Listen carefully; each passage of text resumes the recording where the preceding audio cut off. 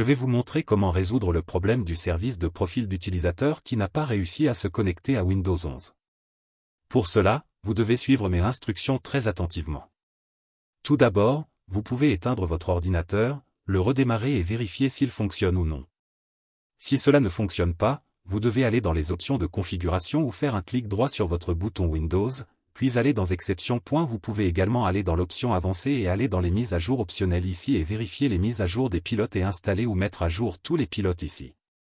Data file from the guest profile or another working profile, so whenever you create a new user account that entails a data file is copied to the new profile from the default profile folder. If the file default folder is corrupted, all the user account will have the same issue. So first of all you have logged into your default administrator account or an account with the administrative privilege. Ensuite, vous devez ouvrir l'explorateur de fichiers, aller dans le dossier CUSE et vérifier si le dossier par défaut est disponible. Si ce n'est pas le cas, vous devez appuyer sur le bouton View, puis appuyer sur le bouton Show et vous assurer que vous cochez Market pour qu'il masque les éléments cachés et après cela, vous obtiendrez ce dossier par défaut.